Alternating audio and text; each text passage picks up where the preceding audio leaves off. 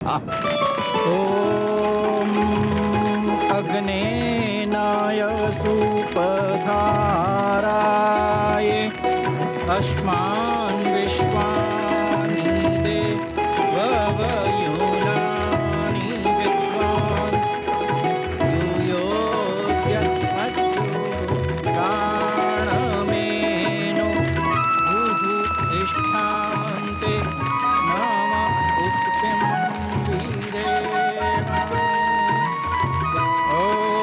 अग्निमीळे पुरोहितं यज्ञस्य देवमृत्युञ्जयं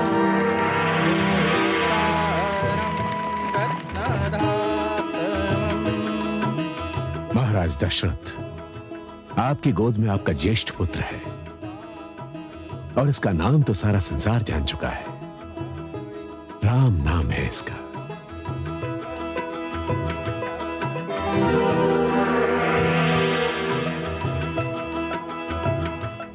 महारानी कौशल्या, आपकी गोद में जो कैकेयी पुत्र है, इसको सारा संसार भरत के नाम से जानेगा। महारानी,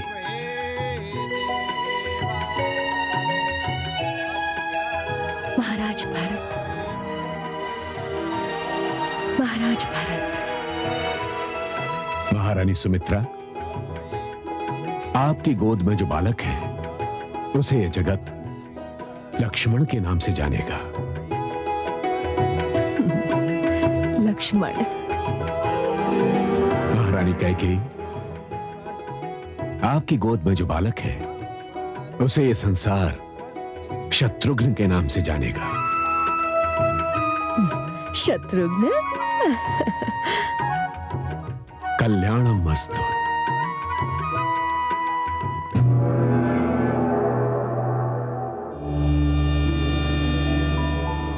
नारायण नारायण।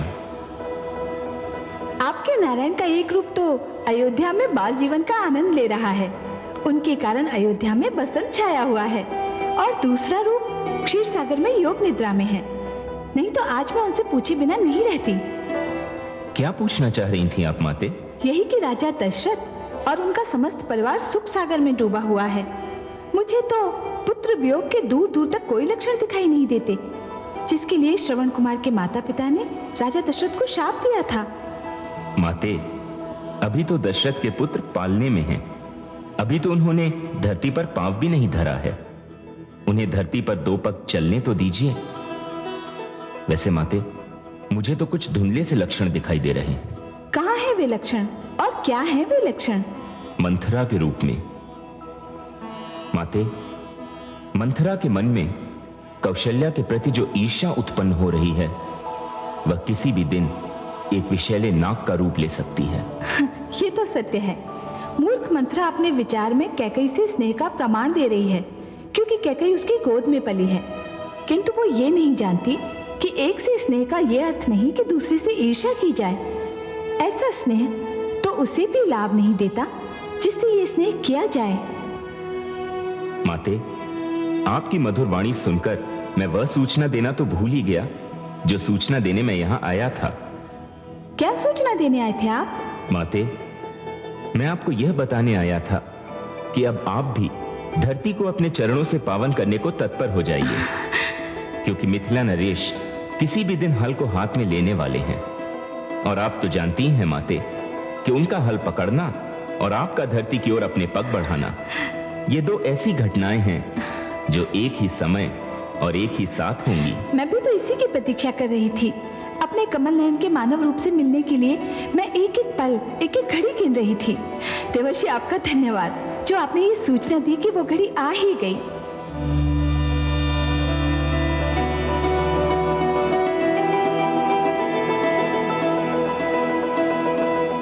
नारायण नारायण।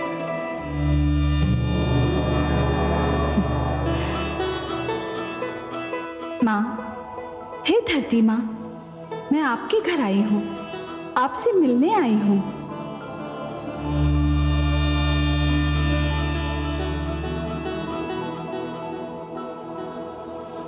आप मेरे घर पधारी हैं?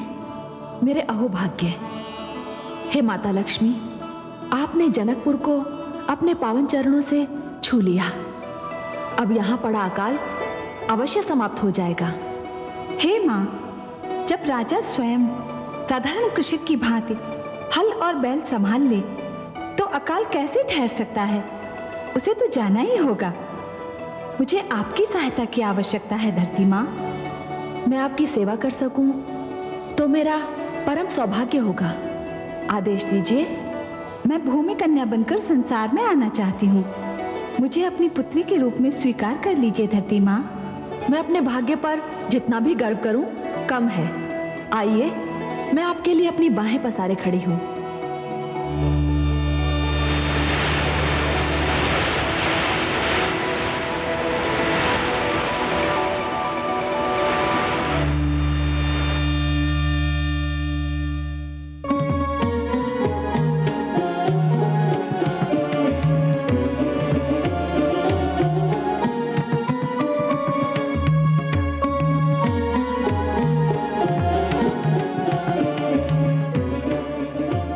श्री गणेश जी का ध्यान कीजिए। वक्रतुंड महाकाय सूर्यकोटि समप्रभं निर्विघ्नं कुरु मे देव सर्वकार्येषु सर्वदा। शन्नो वातः पावतं शन्नस्तापतु सूर्यः शन्नः कानिक्रादद्देवाः पर्जन्यो अभिवर्षतु।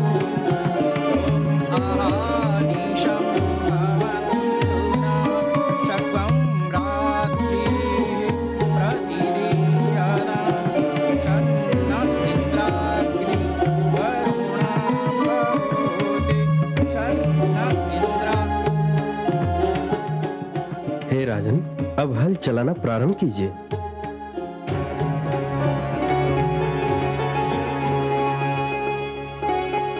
हे नारायण, हे विष्णु, जहां हल की पूजा होती है वहां कृषक कैसे भूखा रह सकता है? हे नारायण, यदि मेरे हल चलाने से आकाश का हृदय पिघलता है तो मैं सारी आयु हल चलाने के लिए तैयार हूं।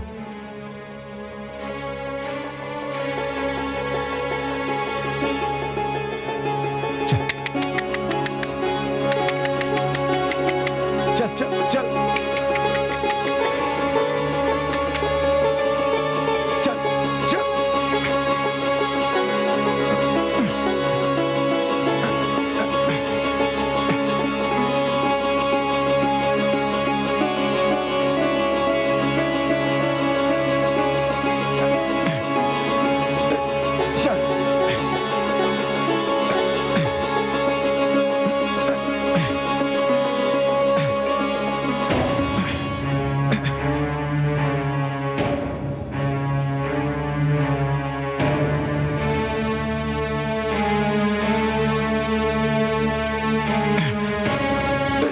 चल चल चल।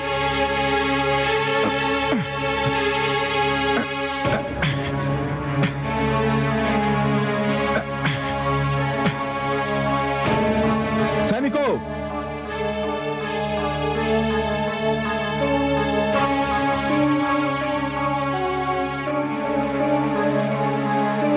देखो यहां क्या है।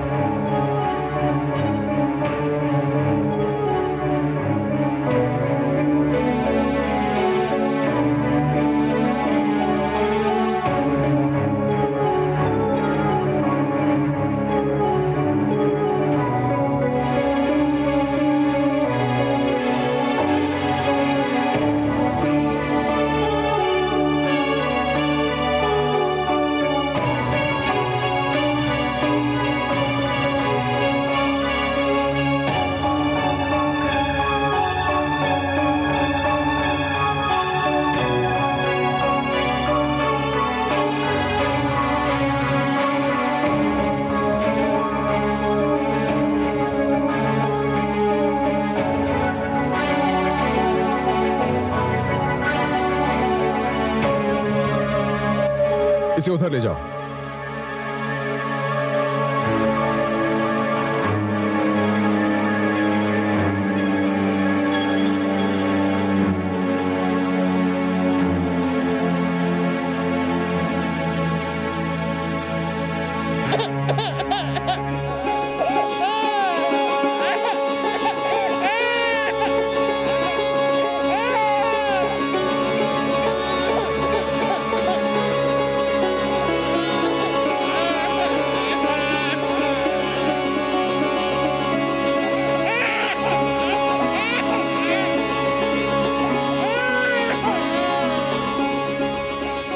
चमत्कार हो गया।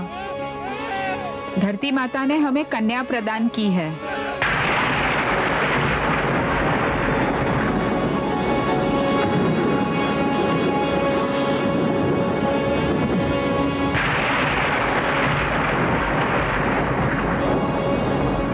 ये कन्या तो लक्ष्मी स्वरूपा है महाराज। इसके मिलते ही अकाल समाप्त हो जाएगा, धरती का अंचल भीग जाएगा। ईश्वर ने मुझे ये कन्या मेरा संतानहीन संसार बसाने के लिए दी है।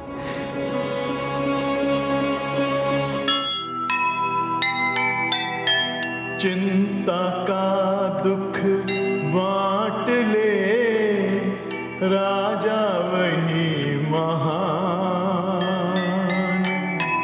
कैसे रहे अकाल जब राजा बने किसान।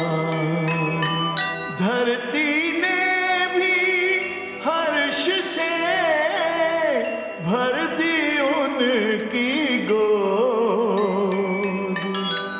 जनक सुता के जन्म पर छाया मोद प्रमोद, छाया मोद प्रमोद।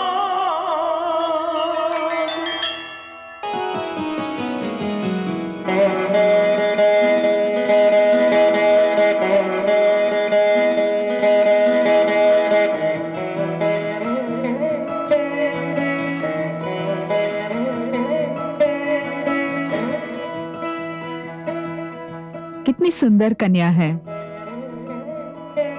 इस पर दृष्टि पड़ते ही मेरे शरीर में जैसे ममता का स्रोत फूट पड़ा, जैसे कि ये भूमि से नहीं मेरी कोख से जन्मी हो। प्रिय, तब तो मैंने जो निश्चय किया है वो सर्वथा उचित है। क्या निश्चय किया है नाथ?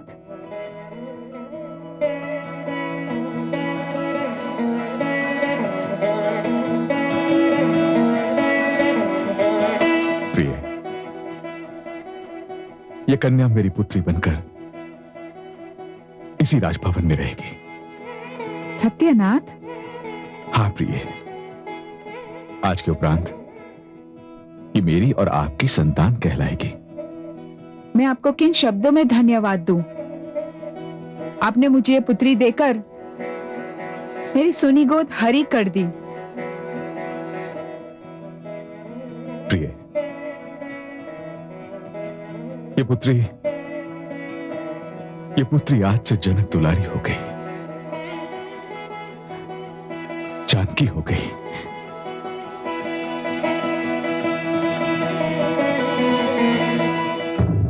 मैं मां हूं, धरती मां। भगवान श्री विष्णु दशरथ के आंगन में खेल रहे हैं। माता लक्ष्मी मेरी गोद से उठकर राजा जनक की गोद में पहुंच गई। आज तो मेरा कण कण पावन हो गया।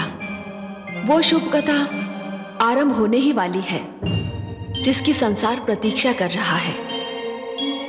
किंतु वो कथा ही क्या जिसमें कोई मोड़ न आए, कोई उलझन न दिखाई दे। सो इस कथा के आरंभ होने से पहले ही मिथिला में एक विवाद उठ खड़ा हुआ। ये कैसे संभव है?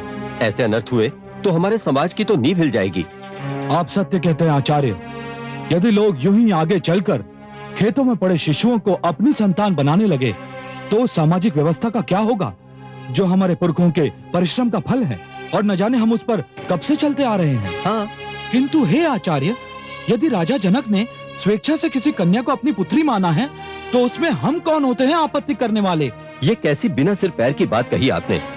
अरे राजा जनक उच्च कुलीन है, महारानी सुनैना भी उच्च कुलीन है, किंतु ये भूमि कन्या उच्च कुलीन है अथवा नहीं हमें पता नहीं।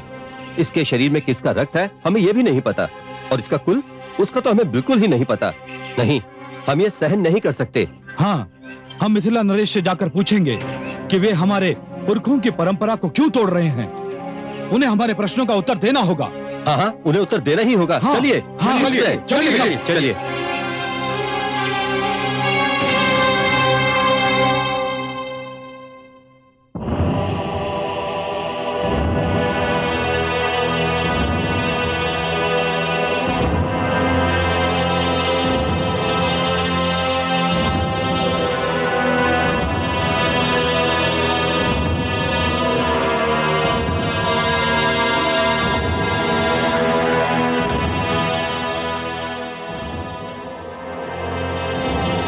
मिथिला राज्य एक प्रजातांत्रिक राज्य है। यहां किसी को भी अपने मन की बात कहने की पूर्ण स्वतंत्रता है। मैंने सुना है कि कुछ ब्राह्मण हमसे रुष्ट हैं। हाँ महाराज, हमें सुनकर बहुत दुख हुआ कि आप उस दिन भूमि से प्राप्त हुई कन्या को अपनी पुत्री बनाने की सोच रहे हैं। सोच रहा नहीं हूं ब्राह्मण देव, सोच चुका हूं, निर्णय ले चुका हूं। अब वो मेरी पुत्री है और मैं औपचारिक रूप से इसकी घोषणा भी कर चुका हूं। ये कैसे संभव है महाराज? उस कन्या का तो गोत्र, वंश तथा समाज का कुछ अता पता नहीं। हाँ महाराज, वो ये भी नहीं जानता कि उसके माता पिता हैं कौन। हाँ, वंश, गोत्र, समाज, ये आप कैसी बातें कर रहे हैं श्रीमान? वो कन्या है, वही कन्या जो माता का रूप होती है। वो तो जननी है। आप मुझे क्षमा करें श्रीमान, किंतु आप उसका वंश, गोत्र और समाज पूछ रहे हैं जो स्वयं वंश, गोत्र और समाज को जन्म देती है। उसका कुल तो समस्त संसार है। क्या इस धरती पर कोई भी वंश, गोत्र या समाज बिना कन्या के जन्म ले सकता है? मुझे तो लगता है कि ईश्वर ने मुझे इसीलिए संतान नहीं दी थी कि मैं इस कन्या का पिता बन सकूं।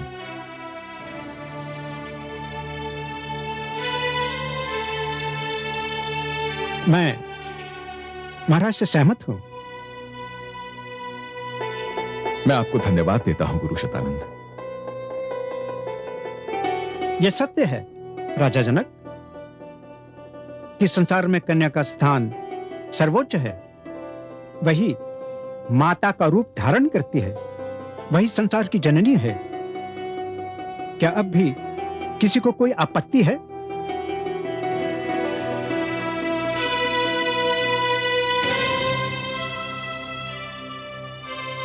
नहीं, कोई आपत्ति नहीं।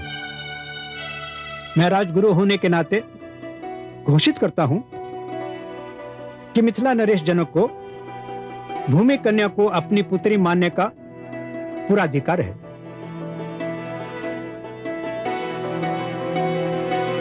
आयुष्मान भव।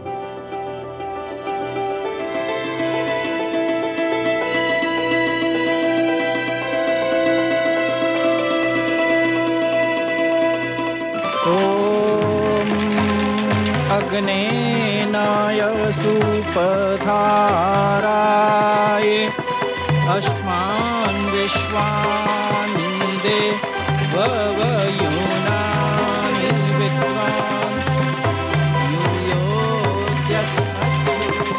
प्राणमेनो भूः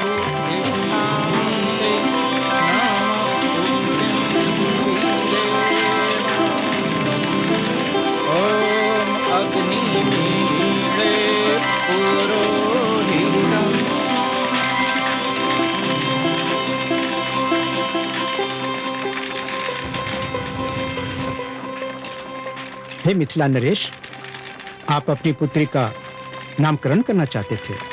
जी गुरुदेव। तो सुनिए, यह कन्या रूप, गुण और चरित्र में समस्त संसार के लिए उदाहरण बनेगी। नारी के चरित्रवती होने की कसौटी कहलाएगी। संसार में इसकी पूजा की जाएगी। यह कन्या अब आपके हृदय वंश का अंश बन गई है, इसलिए ये वैदेही भी कहलाएगी। आपने इसे अपनी पुत्री मान लिया है, इसलिए इसे जानकी भी कहकर पुकारा जाएगा। हे गुरुदेव, इस कन्या का अपना एक अस्तित्व भी है। ये सारे नाम तो इसकी उपाधियां मात्र हैं। स्वयं इसका भी तो कोई नाम होना चाहिए गुरुदेव। अवश्य। हे राजा जनक, आपने इस कन्या को एक खेत में पाया था, और उस समय पाया था जब आप धरती पर हल चला रहे थे।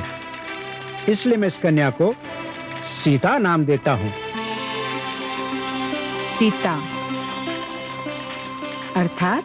सीता अर्थात धरती पर हल चलने से बनने वाली रेखा। यही इसका नाम होगा। इसी नाम से ये ख्याति पाएगी, इसी नाम से इसकी पूजा होगी। सीता, जनक दुलारी सीता।